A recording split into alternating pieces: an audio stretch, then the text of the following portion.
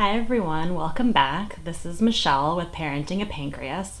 Today I wanted to share the story of how our 23-month-old son was diagnosed with type 1 diabetes. We wanted to share what happened leading up to his diagnosis, what happened with the pediatrician, and ultimately how we found out at the hospital that he did have type 1 diabetes. And just a reminder that anything you hear in this video is not medical advice. Always speak with your child's medical team before I'm making any medical decisions or changing their care plan.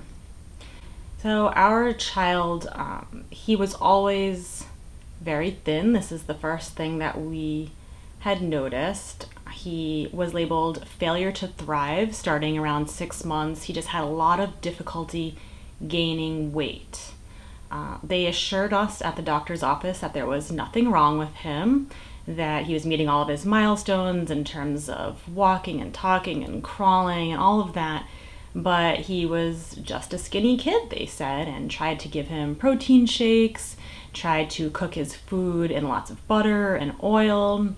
At some point we left the doctor's office with a prescription for an appetite enhancer because he seemed not very hungry, not very interested in eating a lot.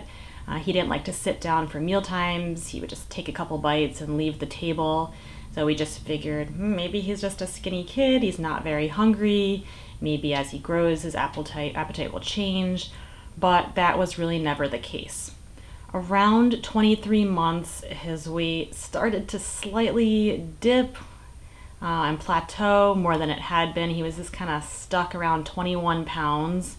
And we all of a sudden started to notice over a holiday weekend that he was drinking a lot. And that's the first really serious sign that we noticed that something might be wrong. He usually drank about one of those Toddler water bottles every day, but all of a sudden he was drinking 3 or 4 of those. He was crying if he couldn't reach his drink, crying for more and more water. He just seemed to have an insatiable thirst. So this seemed very out of the ordinary all of a sudden for him. The second immediate serious sign we noticed was an increase in urination. He was suddenly leaking through diapers overnight, at nap times, in his car seat, at restaurants, just, peeing huge quantities, much larger than normal. And other parents tried to tell me, maybe he just needs to size up. As babies grow, they need a larger diaper size if they're leaking. But this was really an unusual amount of urine, which was very concerning. At some point, I bought overnight diapers, thinking maybe that would help him, but we were still having a lot of leaks and a lot of overflow.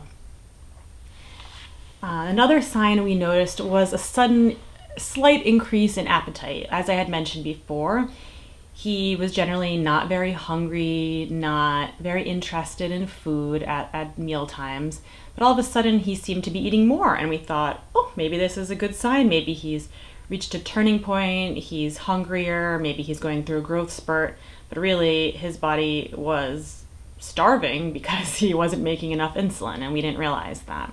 So after seeing these concerning signs for a few days, I called the pediatrician's office and I explicitly said, I am worried about type 1 diabetes. I need to bring my son in for a checkup today.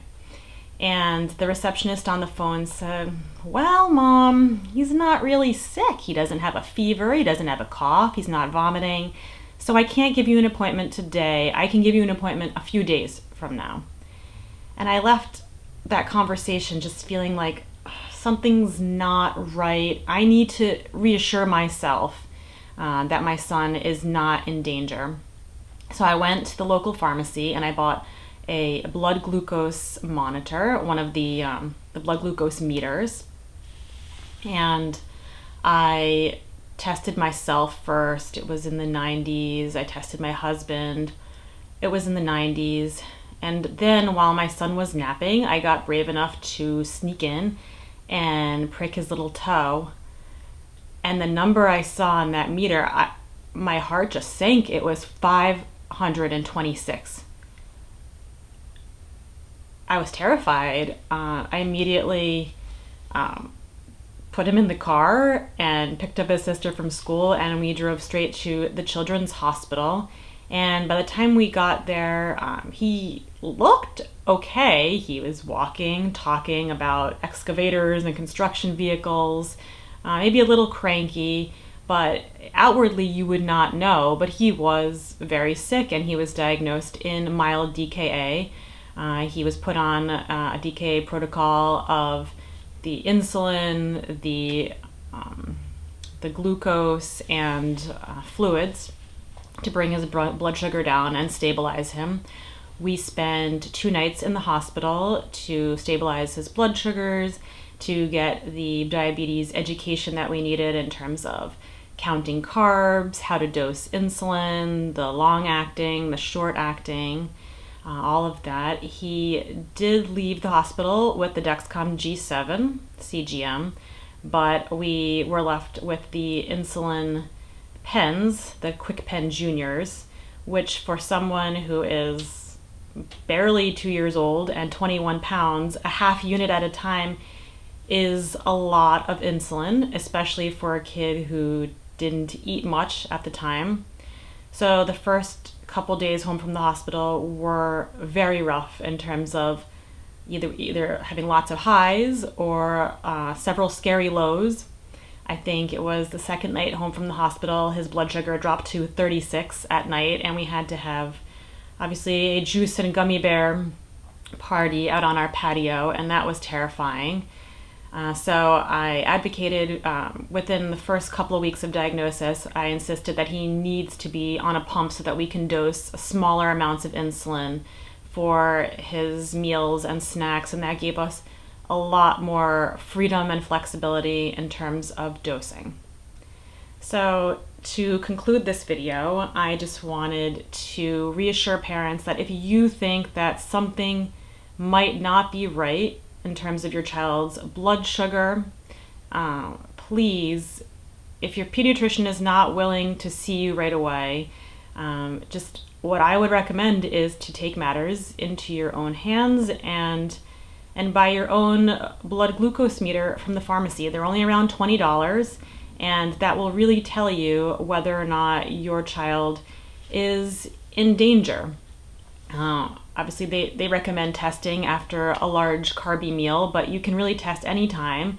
And if you get a reading over 180 or anything like we saw, 526 is completely off the charts, then please seek immediate medical attention for your child. I am so lucky that I trusted my instinct and was able to have my child get the medical attention he needed right away before anything even more serious happened in terms of loss of consciousness or more severe DKA.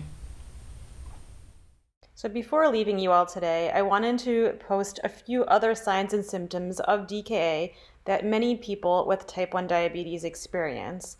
And while my son didn't experience all of these, they are quite common and require immediate medical attention. One of those is a fruity smelling breath. It's an unusual ketone, almost bready smell on the breath, and that does indicate the presence of high ketone levels. Another very dangerous sign is rapid deep breathing, and that in children is often mistaken for some type of a respiratory illness, but that can indicate the onset of DKA. And another sign and symptom is nausea, vomiting, and abdominal pain. This is also quite common and sometimes mistaken for a stomach bug or the flu. I hope you all found this video helpful. Please remember to like and subscribe.